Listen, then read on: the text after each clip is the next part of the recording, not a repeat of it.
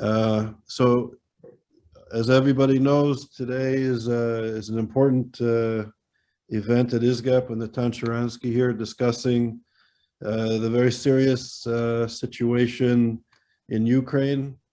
The title of today's talk is Israel, American Weakness, and the Russian Invasion of Ukraine.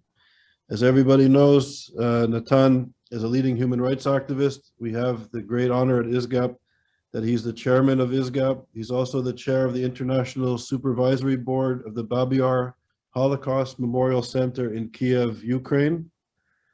As many of you know, Natan Sharansky has dedicated his life not only to the Jewish people, which would be enough, but also to notions of human rights and dignity and democratic principles. Natan fought for many years to leave the Soviet Union and to fight for the rights of Jewish people and dissidents in the former Soviet Union. He was in prison for 9 years in the Soviet Union, and on his release, in part due to the work and dedication of the Jewish community internationally, which really was galvanized by Natan and his Refusnik colleagues, and really kind of galvanized the Jewish world to fight for human rights. He was able to be free and move to Israel. Natan eventually became the head of the Jewish Agency and held major position. He held this position for 9 years, and he was also serving in the government in different ministerial and leadership positions in Israel. Natan is also the author of 4 important books and has received many international honors and accolades around the world, including the Congressional Medal of Freedom and the 2020 Genesis Prize. So it's really always a privilege to have Natan join us. It's a profound privilege, and for him to be discussing this issue with his insights. He's born in the Ukraine, lived in the former Soviet Union and Russia. It's really an honor for him to have his insights onto this very important issue, which has I think a tendency to, at this moment, to hopefully de-escalate, but it also seems as the possibility for escalation. So Natan, the floor is yours, and thank you very much for taking the time to be with us. Thank you, Charles. It's more than optimistic to say that it's going to de-escalate. Unfortunately, there are more chances that the escalation will continue, but look, there are many perspectives from which I can speak about all what's happening. I was born in Stalino, Donetsk. Today, all my childhood was in Donbass and those places which today are very tragically on the news, like Mariupol, which today is such a tragic place. It was the place of our summer vacations because summer camps were there. And then I was moved to Moscow, where I studied and where I was arrested for my human rights activity. As a part of my human rights activity was also support of Ukrainians who were fighting for their independence. And when I was released and when I was in Israel, I had an opportunity to, as a minister, to work with many Russian leaders, including meetings with President Putin, number of meetings. And as the chairman of Babyn Memorial, I had many conversations on Zoom because of the COVID, and then meetings with President Zelensky. So probably in your questions, I'll be able to speak on different aspects of this problem. But I think what's most appropriate is now to start from my meetings with President Putin. In fact, my first meeting was when he was the head of FSB, KGB, and later, in the first years of his presidency. It was very different Putin than today, though it was, of course, the same KGB man with the same mindset, but at that moment, he really was fighting for recognition. He wanted that Russia under his leadership will be again recognized as a superpower. He already then believed that the biggest tragedy of the 20th century was the fact that the Soviet Union fell apart, and he really kept responsible Gorbachev and Yeltsin for this. But mainly he was concerned how to get recognition from President Bush, later from Merkel, from all those Western leaders. In fact, even his initiative to meet me again and again and again was all about how to get from Americans to cancel Jackson Amendment, to give to Russia back the status of most favored nation. And he was looking for to be accepted to the club of great nations and great leaders. 20 years later, he doesn't have this problem because he sees from his point that all these leaders, they are pawns on the chessboard, who are replaced. Bush went, Merkel went, Obama, whom he saw as a serious problem and challenge, went. And he, for 20 years, he is a leader, and he already guaranteed that if he wants it, he does want to be for 20 years leader, to continue being leader. In fact, I think today he has no choice. He has to be the leader until the end of his life, because that is the only secure place for him. And from this point, he does believe that he is the only strong leader in the world, because all the others will be replaced. Sooner or later, they will be replaced. And he is not.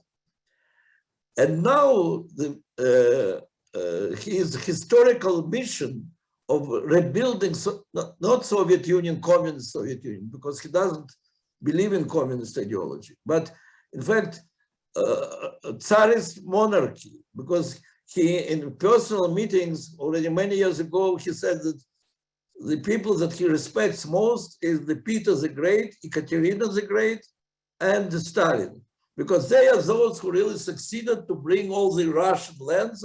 I emphasize that is old expression of title of Russian Tsar, the one who collector of Russian lands, whether it is Poland or whether it is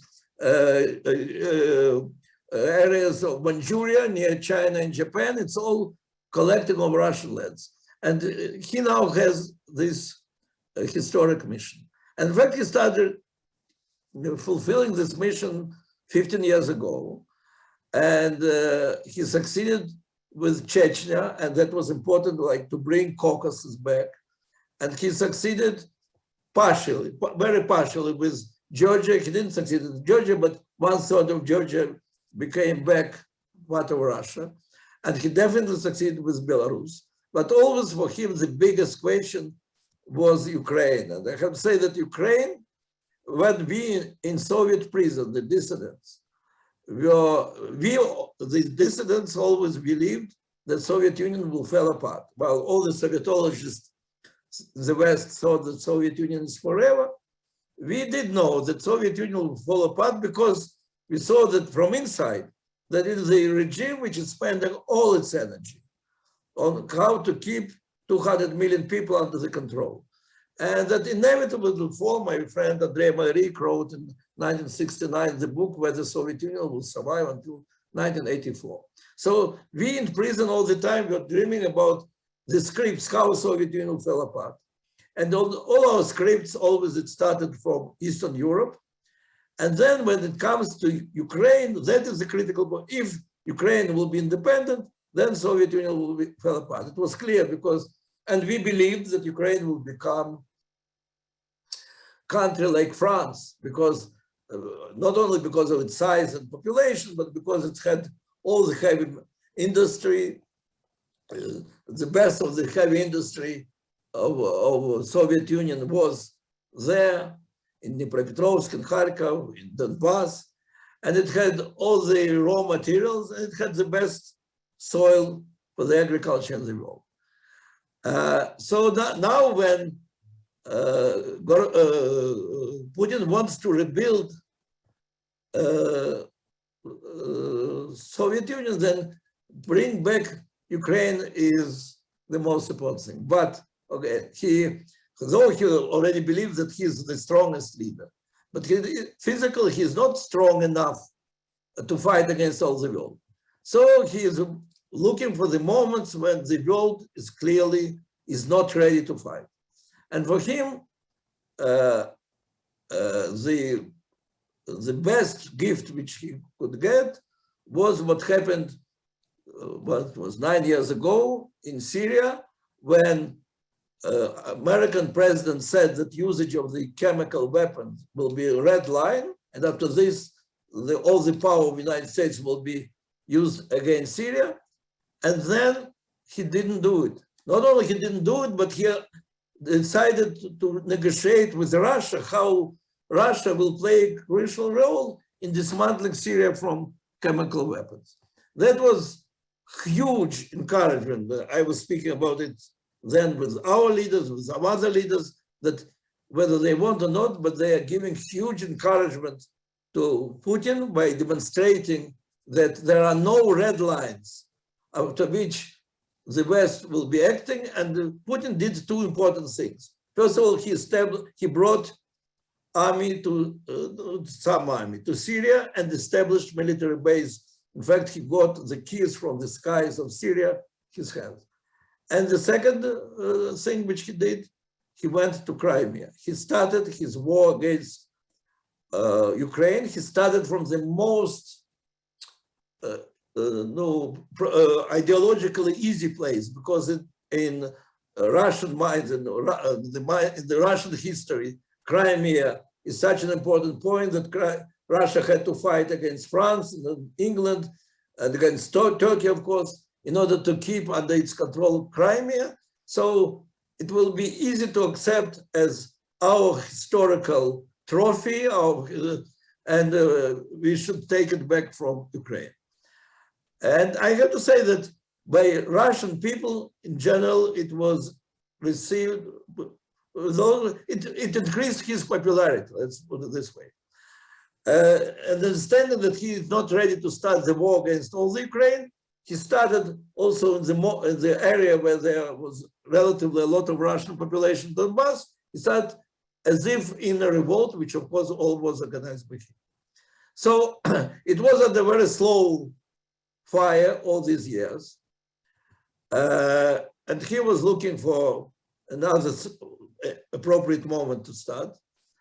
And here again, I think that the pictures of American army living in such a disorder, Afghanistan, made him convinced that it is not the moment for American government to send its troop in any other part of the world.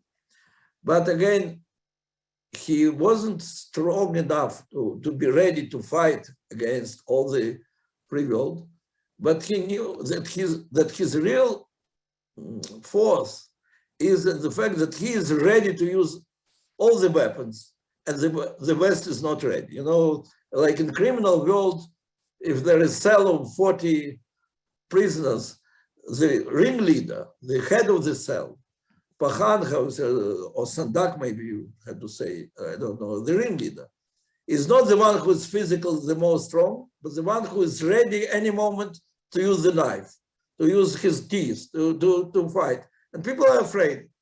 So what he did, he showed in many different ways that that if only anybody will dare to interfere, he will use the nuclear weapons.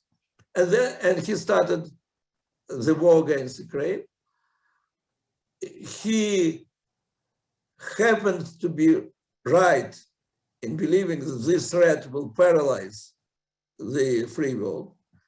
He was wrong in two things: in the resistance of, in the readiness of Ukrainians to resist, and the level of the unity which will be demonstrated in economical issues, in sanctions by the West. The second one was a surprise for him, because it is what was always believed by Soviet and then Russian leaders, that when it comes to the questions of economy, there never will be unity. Well, Lenin very cynically was saying many, many years ago that capitalists in the end, because of their desire of profit, will sell us the rope on which we can hang them. And that was a very cynical expression, but many times it seemed that it's right, that in fact, there were very rare cases, like with Jackson Amendment, where the West showed that their political will to resist to tyranny is much stronger than desire of their businessmen to have a profit. So he really didn't, he thought that there will be sanctions. He didn't think that, that they will be more or less unanimous. As to Ukrainians, I think he really, because for many years he's not looking for any advice. He's talking only to himself. And he's appointing only people who understand that they have to tell him things that he wants to hear. So he really, when he said that Ukrainians, in fact, are not a nation, and Ukraine is not a state, I don't know whether he believed in it, but he definitely believed that Ukrainians will have no resistance after all, but even if they want independence, but when the tanks will come, it's not such a big problem for them. So they will not be ready to risk their lives. And especially that their leader is some cinema actor who was playing the role of president for so many times that he decided that he can be president. So he really was treating all this with big neglect. I think that if somebody really contributed a lot to rebuild the Ukrainian nation, that's of course Putin on one hand and Zelensky on the other hand, because never before Ukrainians in their history, they felt themselves so much in the center of world history as today. And so even if there were weak elements of this national pride, now everybody feels united. And the fact that this unique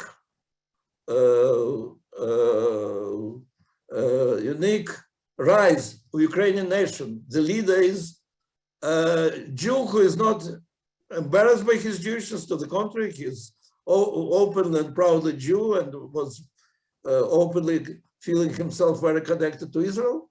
That Zelensky is also kind of irony of history. Now, unfortunately, it's not simply strategic discussions. It's a huge tragedy for the people because Putin discovered that he cannot have it in 3 days as his army was telling him. And he discovered that the sanctions of the West don't leave him too much time. Well, he hopes that they will not, the sanctions will not survive more than 1 or 2 months, but who knows? And no doubt that they are influencing on the situation in Russia very quickly. I can tell you in economical terms, my friends who are not normal Russian people who have $15,000 to $20,000 saving in the bank from the in Russian rubles, in few days lost from 1/3 to half of their money. And maybe what is most shocking that really in 2 weeks, Russia turned like the country with the iron curtain on the information, disconnected from the world. And the third element, of course, that there is a new law Russia passed, which for fake news about our military forces, you can get up to 15 years of imprisonment. For example, if you go on demonstration with the slogans, "Stop the war," because there is no war, there is special operation, you can get up to 15 years of imprisonment. There were 5,000 people arrested for going on demonstrations and got up to 30 days. But those who are doing after this law, when this law is passed, they can get up to 15 years. I have to say, such type of law didn't exist even in my days under Brezhnev. Definitely it existed in the Stalin's times, but nobody really remembers it. So all this influence is no doubt of the situation, at least with the Russian intelligentsia. Many of those friends, the Russian intelligentsia who survived, in these days, their children and grandchildren are quickly living for the new immigration from Russia. And as to Ukraine, of course, there is 3.5, there probably will be 5 and more million of refugees. Well, Jewish organizations and Israel are having a huge operation to help to Jews or to come to Israel, or to come to other communities. But the station is, of course, much bigger. It's millions of people. And Putin feels that he has to be in a hurry, that he doesn't have too much time. And because his army was not capable to have a blitzkrieg, to have a very quick war, he starts using the other means without any practical restrictions. And that's very dangerous situation. So that's what I can say in general, but of course, I'll be very glad to answer on all your questions on the more specific aspects. Natan, thank you very much. So we appreciate it. We have, there's many questions, and I'd like to invite for the first question, Misha Galperin, if you could unmute him and ask the question. Hi, Misha. Misha. Hi, Natan. Thank you for your, as usual, insightful and informative presentation. In spite of my being from Ukraine myself, I learn something every time I hear you. Because I'm from Odessa, you're from Donetsk, so you know. But my parents are from Odessa, so it's yeah, that's your saving grace, you know. Otherwise, would have a problem. Anyway, I have a question that, in my mind, is really the most critical. What do you think the chances are of Putin, or as I've come to call him lately, the vile Vlad, of actually using the nuclear option should NATO intervene in the war? And I just want to add also Murray Rubin, who's a longtime listener, has the exact same question. So I want to acknowledge that. Thank you. Well, he proved that he can very effectively use it as a threat in order to paralyze the Western world from reacting. And I personally believe that it was a huge mistake by the West to decide not to threaten back. After all, it worked as a deterrent factor only because both sides demonstrated that they are ready to use it in the times of Khrushchev and so on. And it cannot, as I gave the example of this criminal world, that if there is only one who is ready any moment to get out the knife, the others are afraid, that works. Before he started this aggression, he organized big maneuvers of nuclear weapons, and the response of the West was to cancel the test of the nuclear weapons, which was planned 1 year ago. Every year they have this test of Minutemen, and they decided to cancel. And Representative of Pentagon explained that in this difficult situation, we don't want to be responsible for raising the level of tensions in the world.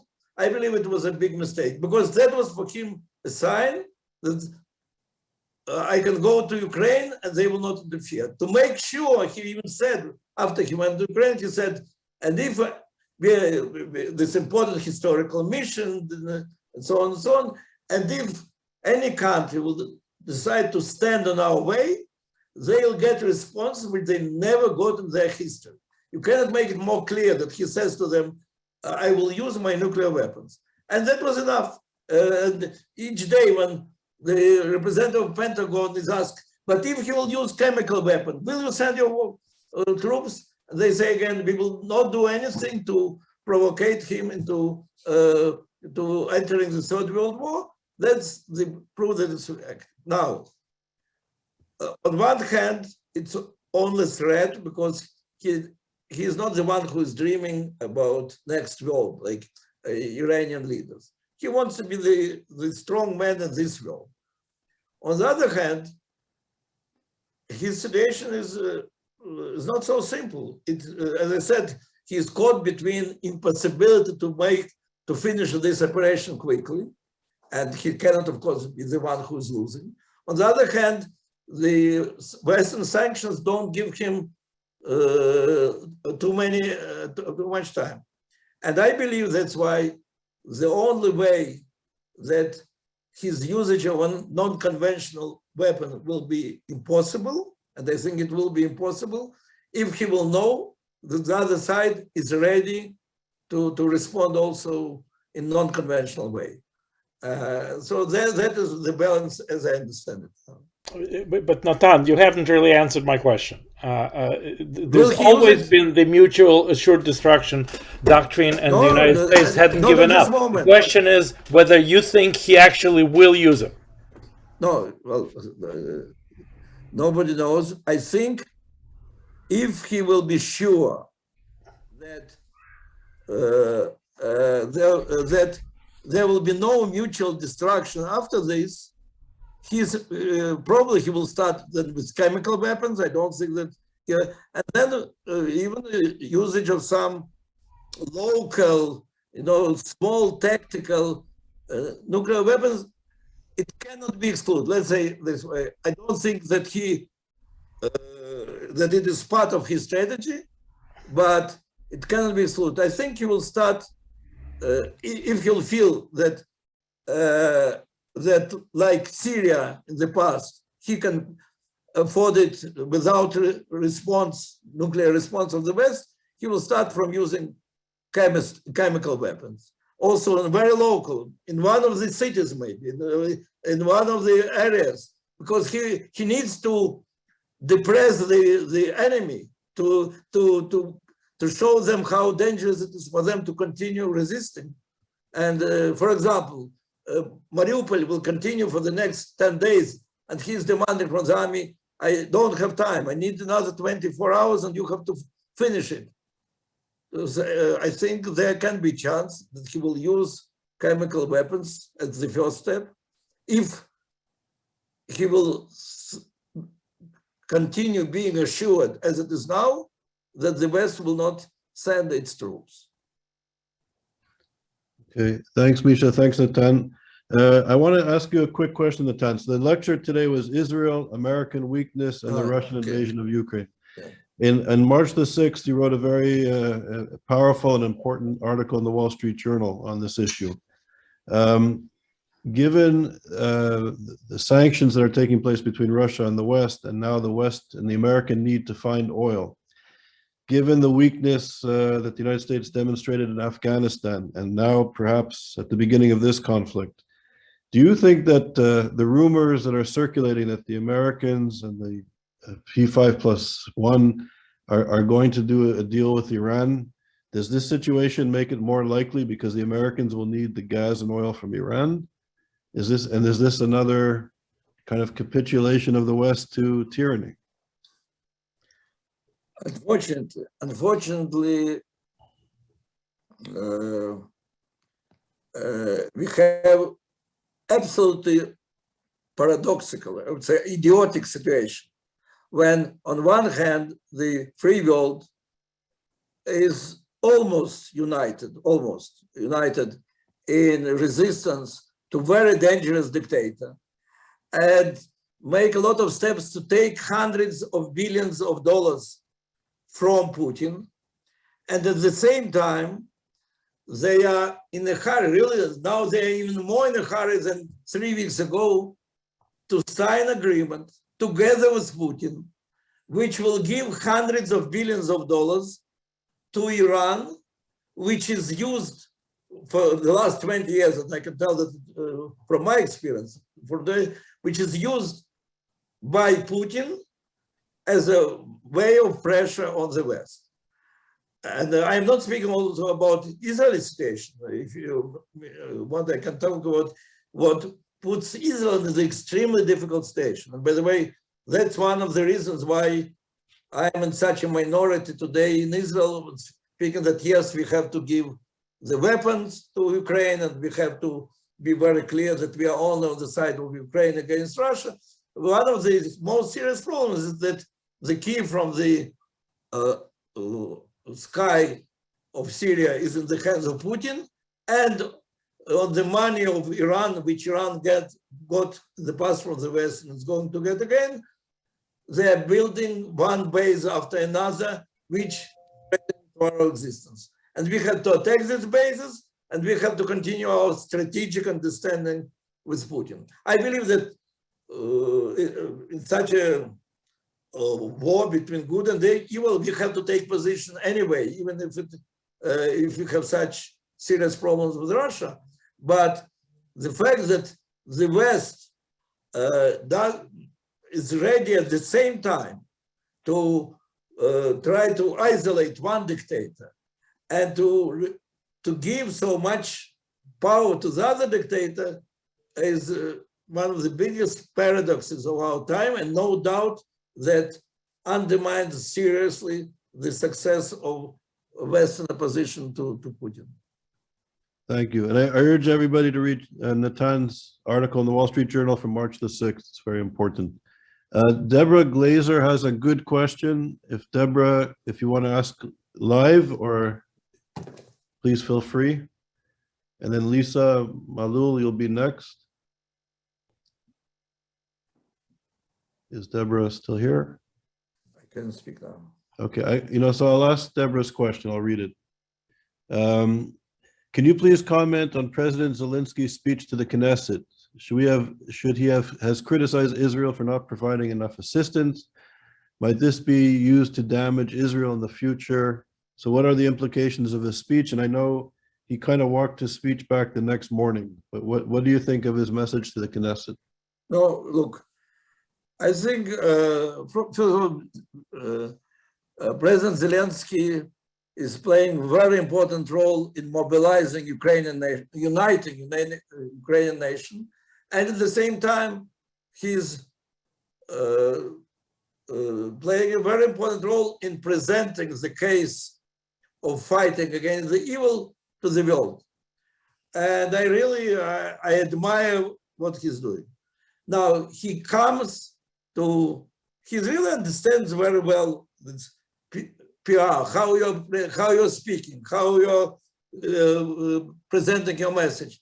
And he comes to American Senate Congress, and he shows how these bombs are falling from the sky on the cities, and thousands and thousands of people are under these destroyed houses. And he said to them, why you are not giving us the airplanes? And he comes to Israel and he says, why you're not giving us your defense weapon against these airplanes? And I think he's absolutely right, putting, in fact, in an intelligent way, by blaming the world in not being ready to fight together with them. He has to do, even if he knows that America will not change its position, but no doubt that helps a lot to continue mobilization of the free world, and also America. Now, with Israel, I agree with every word which he said, except the one huge mistake, and I don't understand how he made this mistake. He went out of the war for 10 minutes, spoke to us, and went back to this war. And there he made a huge mistake when he said, when he made comparison with Holocaust and said that 80 years ago, Ukrainian people were defending you, and there were more than 2,000 families who defended, who saved Jewish families, and now it's your time to defend us. Because in everybody's minds, on every Ukrainian who saved Jews, there will be 10 Ukrainians who participated, who were collaborators. And that's why the very fact that he brought Holocaust as an argument, I think stopped many Israelis from even listening to him. The next day, thanks God, there were some articles, one of them I'm very proud, written by my daughter, who said that of course he's wrong, but let's not distort our attention from the questions which he said. When he said to us, it is good, it is okay to negotiate between the nations, but you cannot negotiate between good and evil. That is the question on which we have to answer. And so unfortunately, I think in his, otherwise I would say, brilliant presenting of the case and the free world feeling responsible for not doing enough in this struggle of which endangers all the free world. He made one big mistake, and that is in his speech to the Knesset by comparing it to Holocaust. Okay, thank you. So next is Lisa Malal, and then I'm going to ask a question from Professor Zev Chanin. Lisa. Hi, thank you so much. I'm Charles and ISGAP for the forum and Mr. Sharansky for being here. I have two particular concerns that I'm wondering, Mr. Sharansky, if you would be able to address. The first is in watching these very effective isolation strategies that are being used against Russia, and wondering about them, or what you think the potential is about them being applied against Israel, sort of an emboldened and international BDS movement, which is so prevalent and so concerning.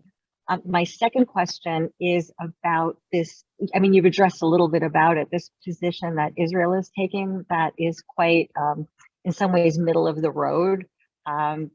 In this conflict with Ukraine, who, I mean, I agree with you, needs to be so much better served by the international community in terms of weapons and the like.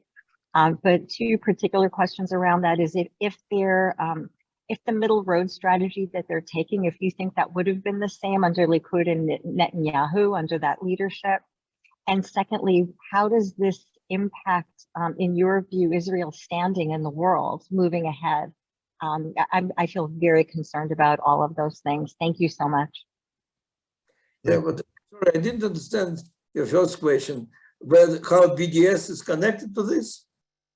The way that the international community has isolated Russia economically so well, and about BDS tries to do that against Israel, and they've had a lot of different kinds of successes, at least here in the States. And so it raises for me a big concern going forward, because I'm seeing it on a local level here, where active BDS activists here in California are starting to try to use some of these strategies in advocacy, in words and language. So that's my concern there. It might be a little bit outside the scope of this conversation, but I did want to raise it, if nothing, as a warning call for perhaps the future. Well, I tell you, first of all, only those who are using these words like freedom and human rights or boycott in very different meanings, applying them to very different concepts, and deliberately so, they can confuse these things, because BDS as a movement was planned, and it's clearly said openly to its leaders. The idea was to destroy the state of Israel. In fact, unfortunately, it made a full circle, and now even in Amnesty International, we see the statement that, in fact, Israel from 1948 was a legitimate state. It had not been created as a Jewish state. By definition, state for the Jews is illegitimate. So that was the initial idea of the BDS, and that they succeeded to ask it from so many good people. That's exactly why ISGAP is needed, and that's what we're explaining day and night. The difference between desire to see the world as a better place and desire to destroy, to deny the right of Israel as a Jewish state to exist. Now, Russia, it's absolutely opposite. Russia declared that Ukraine is not a legitimate state. Well, he said it in the most clear words. And that's why all the means which will take to destroy the state are legitimate, and they're doing it in the most barbaric way, which Europe didn't see from after 1945. So it's absolutely opposite. The idea of the boycott is not to undermine the existence of any country. The idea of the boycott is to prevent Russia from destroying the country and killing many innocent people. So that's what I can say about it. I don't think that, well, we have many challenges in explaining the modern anti-Semitism. And need to fight against modern anti-Semitism. I don't think it can be so difficult to explain the difference between behavior of Russia and behavior of Israel. Now, as to the question about position of Israel, look, I'm in a small minority who believe from the very first day, in fact, day before it started, speaking that it is such a huge battle. It's not battle about the piece of territory. It's not battle between Russia and Ukraine. Here is attempt to change the rules on which or principle on which the free world is built in the last 70 years. There's all these agreements and negotiations and confrontations, which were built on how we are creating the world where people are not afraid that if the neighbor is stronger than you, he will take away your freedom. So everything from creation of United Nations to Helsinki Act was all about it. And here is an attempt to create a new world on different principles. And I believe that free world has to be mobilized immediately this struggle. And I believe, and I say that Israel cannot stand aside. We have to say it very clearly that we are on this side. And yes, even if it will irritate Putin, we after all, we had a long history of irritating Soviet Union and defending our freedom here, even when Soviet army was on the side of Egypt and Syria. We'll have to do it. But of course, it means that we expect from the free world that we will be together in confronting Putin in Ukraine, and you will be together with us in confronting Iran and Putin here in the Middle East. And unfortunately, the answer which I was getting practically on every TV show, on the radio and so on, that you're very naive, you're living in such ideal world, but in the real world, the government's first moral obligation is to guarantee existence of its own citizens, and nobody is going to help us to confront Iranian bases with Putin controlling the territory. We have to do both things. We have to help, of course, to Ukrainians and to express our support. And just a few days ago, Israel, I think, is the only country who opened their hospital in the Ukraine at the time of the war. But we should not irritate too much Putin. That's, in fact, the answer of security people. And I'm sorry, though I believe that my position is right, but unfortunately, the logical arguments are on their side. And just the fact that the West is going to sign agreement and to release hundreds of billions of dollars, from which at least 10-15% will go straight to Hezbollah, that's one of these examples. Yeah. Thanks, Natan. The next question is from Professor Zev Khanin. Zev, the floor is yours. Thank you, Charles. Natan, thanks very much for your presentation and for your comments. My question is the following. 8 years ago, in 2014, when the first round of the Russian-Ukrainian war started, actually war between Ukraine and pro-Russian separatists in the East, well, it was an impression like Jewish community, wild Jewish community, and especially Russian Jewish community in Israel and in the West was split along this conflict. Some of them demanded that Israel should take a side, for instance, and some of them did not. Opinion polls that I saw that they conducted show that in fact it wasn't true, meaning the active side was demanded by between 10 to 20%. Do you think that at the moment situation is different? And do you expect that it will be even deeper split in the Jewish world and in the Russian Jewish world? And if yes, what should we do about it? Well, Zev, I don't know the polls as good as you know about Russian speakers, but my feeling is that Russian speakers, at least in Israel, are overwhelmingly on the side of Ukraine, overwhelmingly are concerned, and they understand much better than average Israeli the danger for the world of what Putin is doing. And that was definitely not the case with Crimea, because Crimea, for many of us, is such a clear part of Russian history. We all learned all these wars and so on. That, we would say historically, Crimea belongs to Tatars, but after Tatars, it belongs to a Russian Empire. That's the story that learned well. But that's not exactly was my question. My question was, no doubt, that sympathy of the Jewish world and the Russian Jewish world in Israel and the diaspora in a very specific side, on the side of Ukraine. Yeah, the question is there going to be a split among those who demand that Israel should take an active side, meaning actively support Ukraine? Or you believe that more or less the line that you described, that Israel should first of all take care about their own interests and support what is possible to do, but not actively start war with Russia, will prevail at the moment? Well, I don't know. Well, at this moment, let's say my position, I think, is still a minority, but I think with every day, it's moving. Like I hope in America, by the way.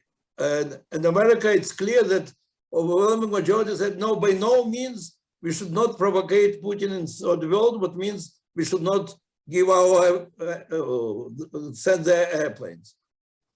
I do hope that, let's say, another month of such atrocities, and the world will understand that they have to fight too. So in Israel, I think there is constant movement from well, first of all, there is very small part of Israeli society which believes that Putin has his strong case, and that's why let's not interfere. It's not our business. It seems to me that it's quite a small minority, though it was outspoken, and with every day this minority is losing its legitimacy, I hope. But I cannot tell you for sure. Okay, thank you. Okay. Thank you. Stephen Feldman, your hand is up. Please ask your question. And we have there's about 10 minutes left, just to let you know. I'll only ask a 9-minute question. No, thank you. Thanks for calling on me. Mr. Sharansky, thank you for your wise words you've imparted on us today. Iran is the current tragedy, and not much seems to be able to be done about it in the immediate time. Iran is the impending catastrophe and tragedy. Why do you believe there is such silence, such disinterest, such lack of focus by the media, by government leaders, especially in the United States and maybe throughout the world? Obviously, the focus has been on Ukraine. Why so much neglect on Iran? Well, first of all, it's clear why there is so much attention now on Ukraine. It's very difficult to speak about anything else where this tragedy is happening. But why it is relative silence about Iran? Look, I have to say that here I'm critical also about position of my government. At the times of Babyn Netanyahu, and many people felt that it is too much what he's doing by going to the Congress and speaking against the desire of American president, it seemed like politically very, very not correct act. But at least all the world was trembling from this anger of Israel. Why you're doing this? And that's why it was always on the top of the agenda that Israel and other Arab countries, some Arab countries, are very concerned. And that's why it was relatively easy to change it, because in Senate and Congress, in fact, if there was minority or majority, but always there was understanding that it's a huge problem. The fact that our government this time decided to explain our position, but not to fight not to fight publicly, not to challenge American government, we see, I believe it was a strategic mistake, because in the end, it simply moves from the agenda of the immediate agenda, and it's almost non-existing. It's quietly there can be done such an awful mistake. Well, I can only repeat the same arguments which I was publishing in the American newspapers in 2014 and 15. That, and I never was speaking whether what it means for hydrogen bomb, because I'm not a specialist. I don't know what is more difficult. But the very fact that, not like with the Soviet Union, the free world is ready to disconnect fully the question of armament and the question of behavior. You know, in the times of the Soviet Union had to change their phrase, their slogans, had to change their policy, had to change a lot of things in order the West will sign important agreements with their interested in. Here, Iran keeps saying that our aim is to fight big Satan America and to destroy small Satan Israel. In these very days, while signing, they're saying it, and they are openly supporting terrorist activity against us and many other Arab countries around, and it is not part of the deal, that these money are not linked. Well, then they were even brought to in cash. This time, thanks God, nobody's going to give cash, but hundreds of billions of dollars will move to Iran without any linkage to their behavior. That's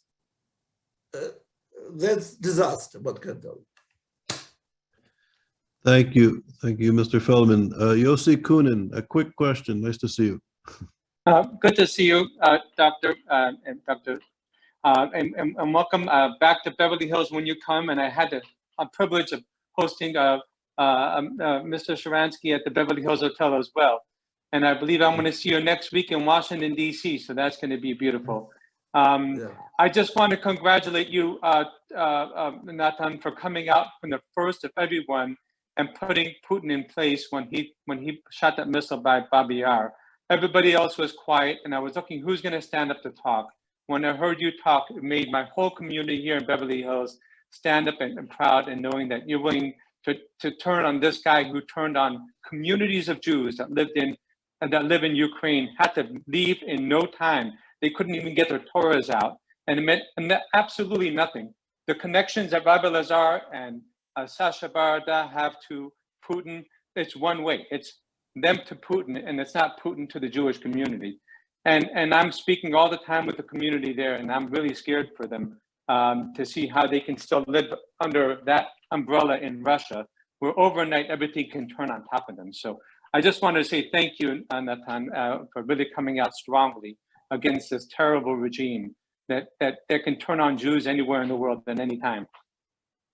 Well, thank you, Yossi. Are you Chabad rabbi? I'm a Chabad rabbi. Yeah.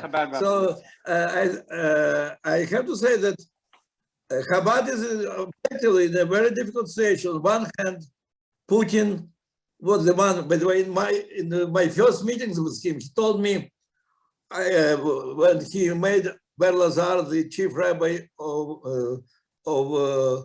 Russia, and it in fact opened opportunities for Chabad in many other communities, and it was very good, and Chabad used it brilliantly. But he told me, I know that some of you are very critical of Chabad, but for me, Chabad is real Judaism. So I'm going to let them do many things in building communities. And Kol HaKavod to Chabad, they really succeeded to build huge Jewish communities in Russia. On the other hand, Chabad of Ukraine also was very successful. And Rav Kamenetsky, as you know, is built Dnipropetrovsk community. And when the war between Russia and Ukraine started 8 years ago, Chabad of Moscow was with Moscow with Russian leaders, and Chabad of Ukraine was with Ukrainian leaders, as Chabad always does in their history. At this moment, it becomes very, very, very difficult to keep this position, but I have to recognize that Chabad is doing a great job in Russia and in Ukraine and many other places. Okay. Thank you. Thank you, Yossi. Good to see you. And I guess the final question goes to Phil Spivak. I'm concerned with the surrender in chief, Joe Biden, and the phenomenal incompetence that he's demonstrated. There's an Article 25, I think, that can remove somebody for incompetence, unable to continue, which puts Kamala Harris, famous for doing absolutely nothing, in charge. She could also be removed. The concern is the midterm elections come November, which won't take effect, of course, until January 2023. Can the world survive that long with this sort of incompetence happening and selling out of everything valuable, i.e. To Russia, to Iran, to Venezuela, and any other tin pot dictator running around, and a few big ones like Xi of China. I'd love to hear your view on that. Thank you. And I'm just going to collect one more question. I see very briefly, Yoel Sheridan is with us, an author on anti-Semitism. Yoel, could you ask a very concise, quick question, and then Natan can respond to both of you? Why don't we do that right now? Let's do And it. Okay. Yoel, you're muted. Sorry, you're on mute. To what extent do you think that the mutual admiration between Mr. Putin and the ex-president, Mr. Trump, have affected Putin's attitude, and that he might have thought that it's so easily that if he invaded Ukraine, the European Union, as Trump said, would be weak and useless, and that Dopey Joe would, of course, do nothing. Okay, look, guys, I can feel myself responsible for about the government of the state of Israel, because I go and vote for one another. I don't feel myself responsible for who is the president and who is the leader at this moment or that moment in the United States of America. As I can definitely join the appeal of President Zelensky when he appealed to President Biden and said that you're the leader of the America and you have to be the leader of all the free world. And I think it's very important that when American presidents decide that they will lead from the back, as it was many years ago, then Putin started leading the world from the top. So of course it is a problem. As to the president, I have to say, of course, President Trump things for Israel, but as to question of human rights and fighting for the rights and for democracy and against tyrants, I don't have too much good words to say about the last 3 American presidents. I was speaking about the weakness of Obama and some weakness of Biden. But I have to say that President Trump, when he was expressing his admiration, to Putin, or said that I can deal with him, or when he said that the North Korean leader is loved by his own people, but probably he doesn't understand the type of relations between dictators and people. So it was not very big contribution to the struggle for human rights. And no doubt that when the American presidents don't feel responsibility to lead the forces of democracy all over the world, then the dictators are doing their job. But again, as to your debate with your government, you go to the elections, you make sure that you have good candidates on both sides. Okay, thank you. So on this note, Natan, Yeah. thank you very much for taking the time to speak with us. Your words are wise and insightful, so thank you so much. Thank And you. hopefully things will de-escalate and people will be safer.